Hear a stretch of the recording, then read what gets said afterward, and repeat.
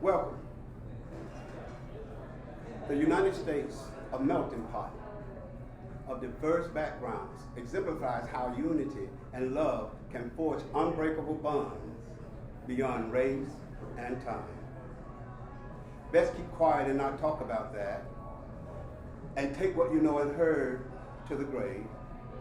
Contrary, what is expected of Christians, in Ephesians it says in chapter 5, verses 14 and 15 say, "Awake, you who sleep, arise from the dead, and Christ will give you the light. See then that you walk circumspectly, not as fools, but as wise, redeeming the time, because the days are evil." When facing adversity, we can find our greatest strength. Let us rise together, united in love and understanding. Moreover, our diversity is our strength. Together we can build a future where love knows no boundaries. In 2017, I expanded my calling to becoming an author. My book, Best Keep Quiet and Not Talk About That, and Take What You Know and Heard to the Grave, serves as a testimony of my enduring dedication to uncovering hidden stories and sharing wisdom and God's love all abroad. Which brings me to this point.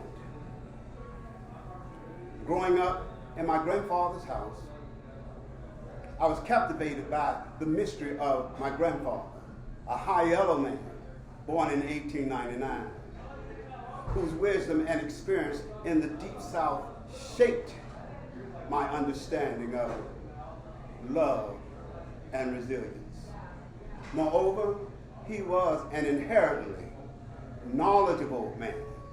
From time to time, he would try to share his experiences growing up in the Deep South with our family. Nevertheless, we didn't clearly understand this struggle.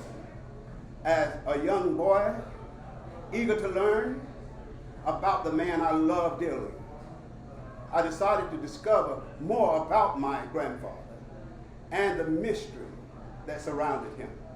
Let us visit the place where my grandfather grew up. During my visit to Oglethorpe and Greene County, Georgia, my wife and I explored the abandoned Callaway house, where I found this picture, these two pictures, which now is the cover of my book. These images reflect the theme of my story and reveal the secrets of Georgia's heartland. First, the counties mentioned were formed from Wilkes County, the mother county of both. And here we'll begin our journey through the early church records that we uncovered, the initial relationship between black slaves and their white residents. The story goes like this. On the 23rd day of April, 1823, during a rather lively church meeting, Sister Willis and her husband decided it was the perfect time, to accuse Mrs. P. Davis of being with a colored man. Quite the dramatic moment.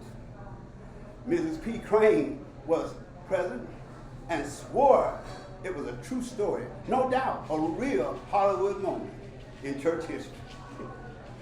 She even pointed out that Sister Davis said to her, she knew him too well for her own good. Or was it her good? Details at 6. The church was also not pleased with Brother Willis, wanting the Negro brought to justice. Perhaps things will never change. Meanwhile, Aaron, my great-great-grandfather, was 12 to 15 years old when he joined Sardis Baptist Church in 1805. Probably the church's young prodigy, the youngest prodigy. Who knows? Aaron might also be the prodigy of some of this entertaining relationship that's taking place. Young Aaron, the father of Charles Calloway, and father-in-law to Miss Mary Hurt Calloway, lived as a white man and as an African American. And so did my great-grandparents, Charles and Mary, who were married by a white preacher named Corey, the brother-in-law of William Everhart. The marriage occurred when many black churches and ministers were plentiful and available to perform the ceremony.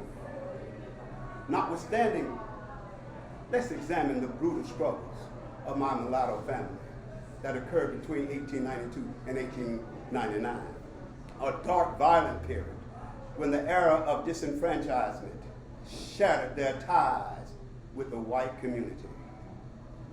Charlie and Mary Calloway were violently forced into peonage, cruelly binding their children to the oppressive, wealthy landowners of Oglethorpe County, Georgia. This harrowing story made national headlines in 1899, exposing the depths of racial injustice and suffering that engulfed my mixed-race family. In the same year, in 1899, my great-great-grandmother, Dinah Hurt English, attempted to conceal my grandfather's siblings, Charlie and Bradley, from William Everhart and the Farmers Club Association, who claimed they were to work for Everhart until they were 21 years of age. Charlie was 12 and Bradley was 4 years old. Peonage, forced unpaid labor, defined the cruel fabric of the New South, a new form of slavery. Dinah was forced to relinquish custody of Charlie and Bradley on September the 27th, 1900. She fought a brave fight, facing terrible odds as a mulatto and Indian and white descendant. Dinah supposedly revealed that what happened to Charles and Mary Calloway in her court testimony for my grandfather's custody. Dinah respectfully shows the following facts: that she is the maternal grandmother of Cato Calloway, a boy 15 months old, an orphan child of Charles and Mary Calloway, deceased. And that said, Cato has no one that is legally bound to care for him, or prove for his wants, or provide for, or teach him the necessary things to provide for his well-being. She desires to assume the legal custody of my grandfather. Born Cato was forced to change his name and hide to survive between 1919, often changing his age, his identity, even until his marriage to my grandmother, Georgia May Jones, with her radiant dark complexion, further distanced him from his white family, fueling tension and emotion, strange secrets and lies, shadowing his every step until his death in 1991. As I mentioned before, I supposedly have found much evidence of Charles not being hanged and Mary not dying while giving birth to my grandfather. Mr. Everhart had much to fear in losing custody for Mr. Pegleg Williams, a railroad agent who was moving blacks out of the district by railroad. He had a lot to fear. Now it is clear that one needs to change one's identity for a better future. Moreover, despite the dramatic friction in the mixed race relationship, did you know there was an increase from approximately 900,000 in 1970 to around 4.9 million in 2000? It seems love truly knows no respect of person.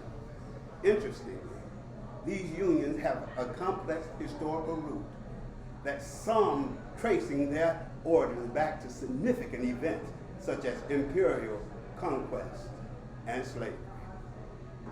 A complicated family history, indeed, we have. However, we should overcome prejudice, celebrate diversity, and love as a unifying force. For example, let us celebrate the beauty of our differences and the strength that comes from our unity. Together we can overcome prejudice and build a world where love reigns supreme. Biblical, biracial, and interracial marriages embody love, acceptance, and diversity.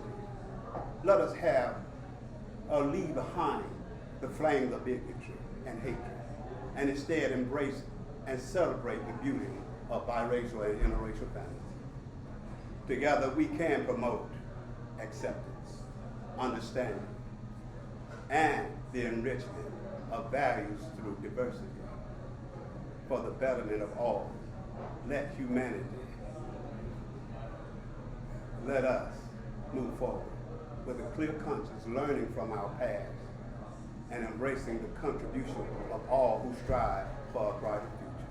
Together we can create a world where love is supreme and divine. I encourage you all to share this story with others, to spark conversations about our shared history and the importance of embracing diversity. Let us all take a stand against prejudice and work towards a future where love and acceptance are the norm. Together we can make a difference in saving our children's lives. Thank you for joining me. Thank you very much.